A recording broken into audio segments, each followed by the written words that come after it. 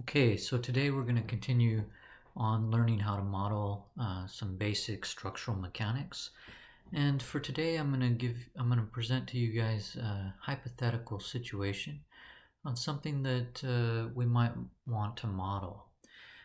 So in surgical procedures, oftentimes they have to use an apparatus usually made up out of some rods and different levers to try to hold back the surgical wound or some of the tissue so that they can access the organs inside. So it would look something like this. This is an example of a liver transplant. A lot of times, so they'll lay the patient down on the table and they'll have a surgical a set of rods set up as an apparatus here. And again, the point is here to hold back the tissue so that the surgeon can access inside the surgical incision. This is another example of what it might look like on a hip replacement. Again, they would have a surgical apparatus that would be attached to the table, and it would be holding back some of the tissue and holding open the surgical site, allowing the surgeon to get in and operate inside the body. So the typical surgical apparatus looks something like this, okay? And sometimes they'll custom make these depending on the surgical procedure. I know I've seen when I was in college for my senior design project actually, what we worked on was modifying or custom making one of these surgical apparatuses for a physician who was trying a new way for repairing the mitral valve in a heart surgery. And so he needed extra long rods, and he needed them to make sure that they're going to hold up the tissue so that it would be out of his way, and he needed the rods long enough without them bending too much, so and at the same time still hold up the tissue so that he could go inside and access the mitral valve in the heart. And he was trying to develop a new procedure that would make it more minimally invasive. So it was called a minimally invasive mitral valve repair. And in a typical heart valve repair, they got to cut open the whole chest and cut the sternum and open up the whole chest to access the heart. And he was trying to do it with a minimally invasive procedure that he was developing, where he would just make a small incision on the ribs, between the ribs, and then access the heart that way. But in order for him to do it, he needed some custom surgical tools. And so this is one thing I did for my senior design project when I was in college. So what we're going to try to do is the scenario that we're going to try to model here is as if the doctor asked us to make a part of a surgical apparatus that can hold up some tissue while he conducts the surgery inside. So what we're gonna model is this portion of the apparatus here, and we're gonna do it by simplifying the model by making a rod, okay, and maybe a block here and another rod that we'll fix that we'll say is fixed to the table, okay. So that's the scenario we're gonna try to do. So again, we're gonna try to model just two rods, and we're going to put a load on the end of the rod, and we want to answer the question, how long can we make the rod before it bends too much? Okay. So again, when it comes to modeling, the first step is to think, how can you simplify the model? Okay. It's always a good step to simplify the model first.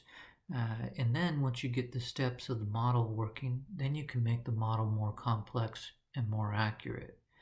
But it's always a good workflow to first get started setting up the model and simplifying. So the first thing we'll do is simplify the model by making a block.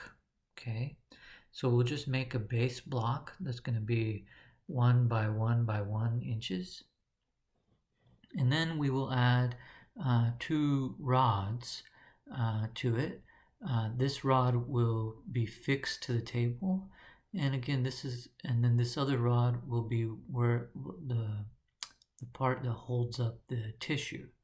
Okay, and so we're going to simplify this model to just a block and 2 rods, and we'll have a fixed constraint here, and put a boundary load on this end over here. Okay, so so to do this, again, COMSOL has the capability of has some elementary CAD capability of making geometries. I thought I'd just show you how to make the geometry in COMSOL, and then we'll continue from there on how to set up a parametric sweep, how to plot the data, and how to make an animation of the results. Okay, so I'll go ahead and open up COMSOL.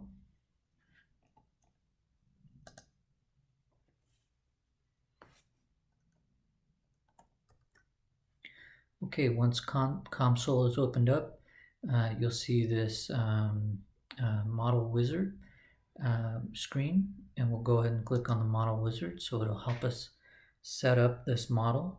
For this case, we'll do a 3D model, so I'll go ahead and click on 3D, and we're going to be modeling the type of physics we'll be modeling is structural mechanics. So I will right click on, or I'll click on solid mechanics and press add, and that will add it to this model. And then I'll click on study, and the type of study that we're going to do is going to be a stationary study. So I click on stationary and press done.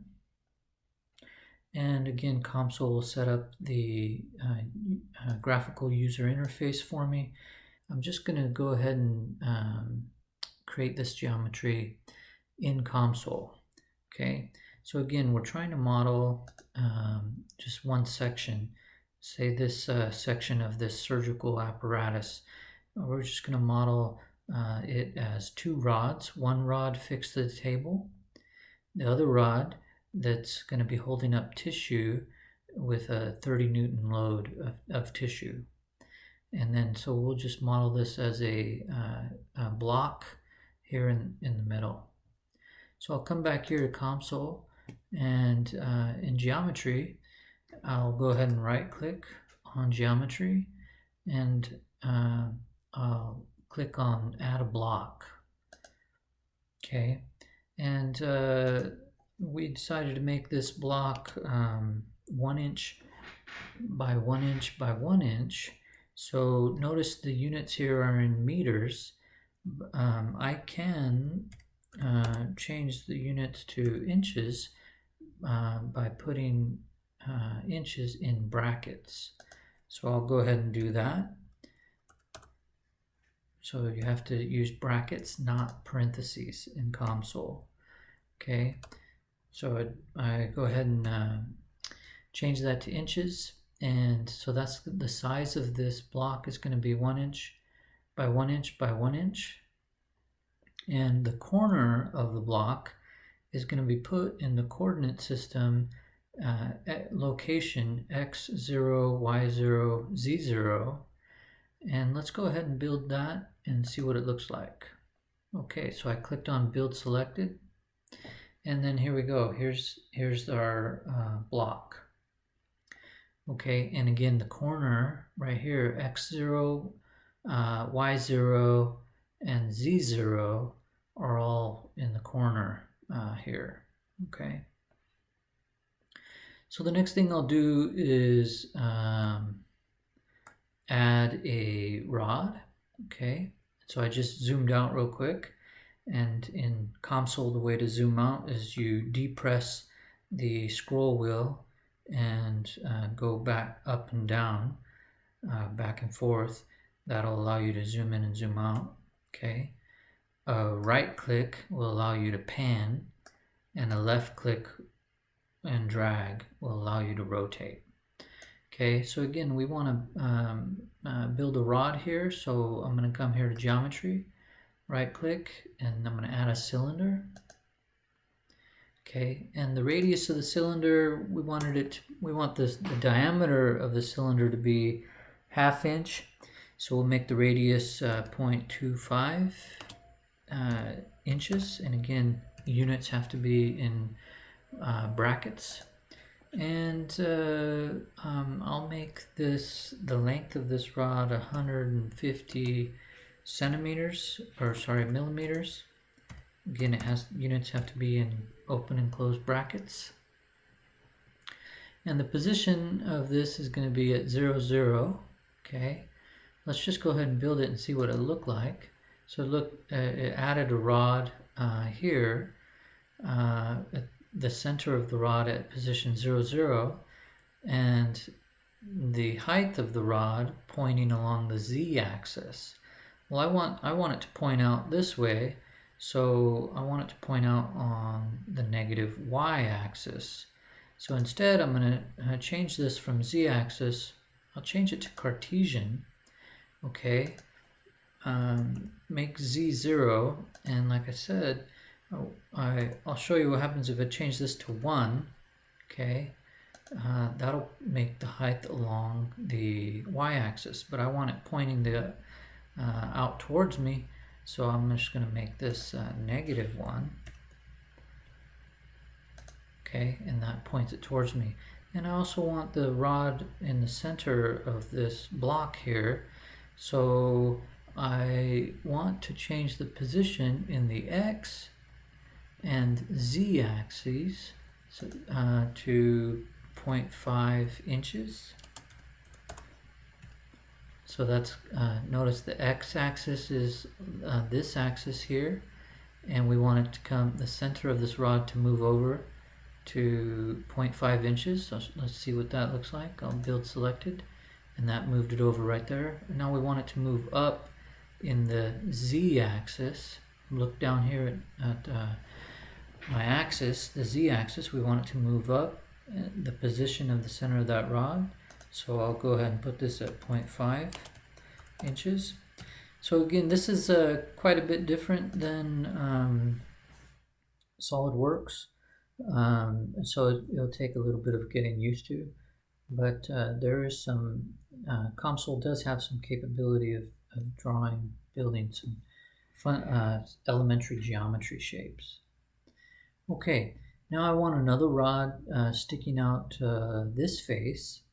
So I'll go ahead and right click, and I'll add another cylinder, and I want that the radius of that cylinder to be 0.25 inches,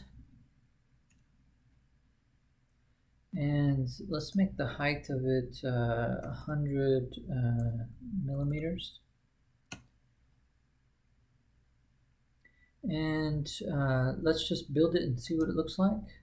So it's right there, it's pointing in the wrong direction, it's pointing up because we have the axis type here as z-axis.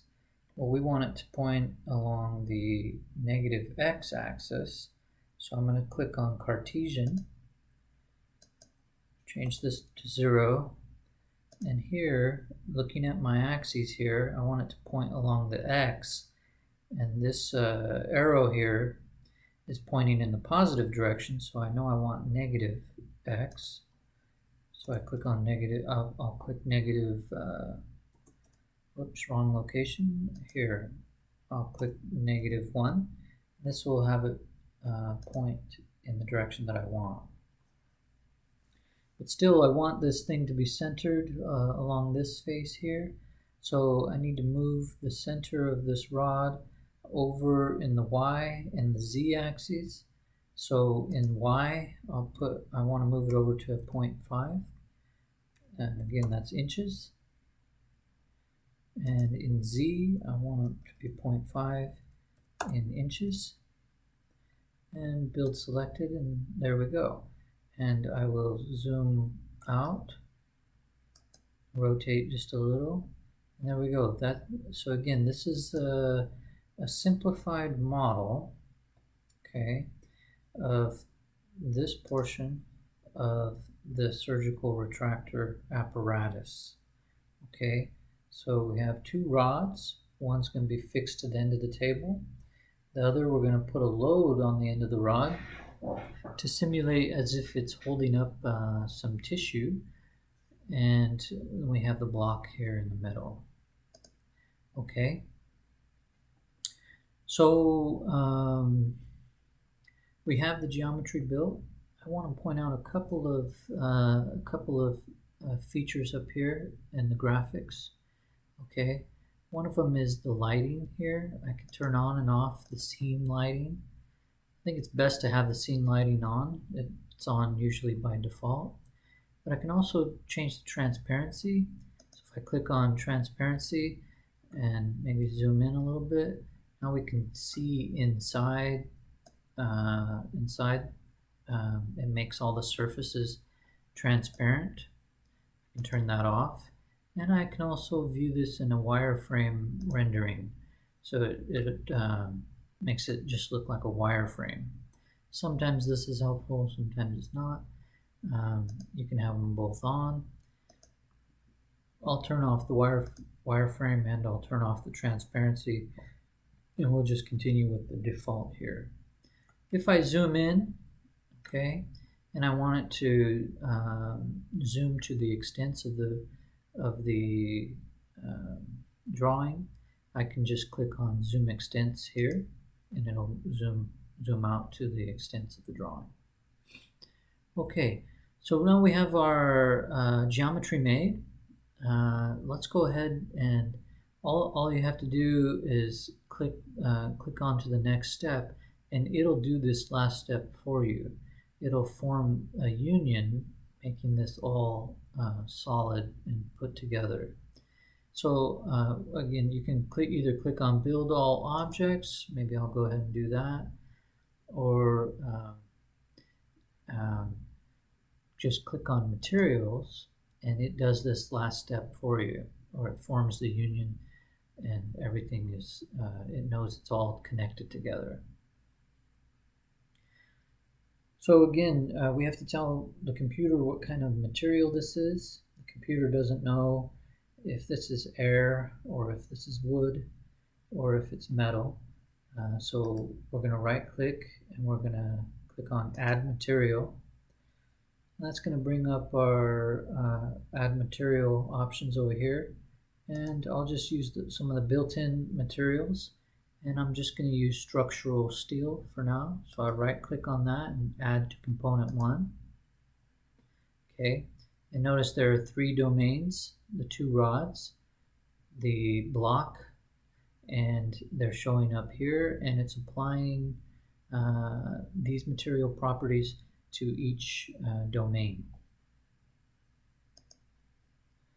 Okay, so now I can move on to the physics, and I'm going to right click on solid mechanics, and I'm going to make a fixed constraint. I'm going to add a fixed constraint. So on this face, as if this face is the part of the rod that's attached to the table. Okay, so this is fixed and it won't be moving. And then the rest of this is hanging out like kind of like a cantilever. So we want to add a load to this other face, and so I'll do that by right clicking on solid mechanics, add a boundary load, and I'm going to add a boundary load to this face here, as if this face is attached to the surgical retractor holding up the tissue from the surgical site. Okay, and the type of load we're going to add there, I'm going to change to total force, and I want it to be pulling this retractor down. Okay, again, the question we want to answer is how long can the rod get? And the physician wants this to be long because he wants this apparatus to be out of his way. But he doesn't want it bending too much under the load of carrying the tissue. So the question we're trying to answer is how long can this rod get before it deflects, let's just say, more than 1 millimeter. Okay, and so let's add a load on, if I look at my axes here, if the load was pulling it down, that's going to pull down in the z-axis. So it's going to be negative, a negative 30 newtons in the z-axis. Okay, so that set up my boundary conditions for the structural mechanics. And I'll go ahead and click on Mesh, and I'll just click on Build All. We'll just use the default mesh solver for now. And then I'm going to go ahead and compute my study. So I click on Study and press Compute. And notice the progress, there'll be a progress bar down here. Yes, this green progress bar. And it computed the results here. And the results are plotted in this stress plot here. If I expand it, you can see that there's a surface plot, and overlaid on top is this deformation plot. And like last time, we can add some more data to this by right-clicking on the stress plot, go to More Plots, and add the maximum or minimum of a surface. Now the difference between max-min volume and max-min surface is these are volumetric, meaning it'll show the max or the min within the volume, and whereas this max and min are just going to show the max and min on the surface. Okay, so I click on surface. The default is to show the displacement, and the units are in meters. I think I want to change that to millimeters. Okay, and then I'll go ahead and press plot and zoom out just a little, and we can see that the minimum displacement's occurring over here, 0, and that's should be as we expected, because this part we made fixed to the table, so it shouldn't be moving. This is part of our fixed constraint. On this side over here, it shows that the rod, when it is I made this 150 millimeters long, it will bend 0.6 millimeters.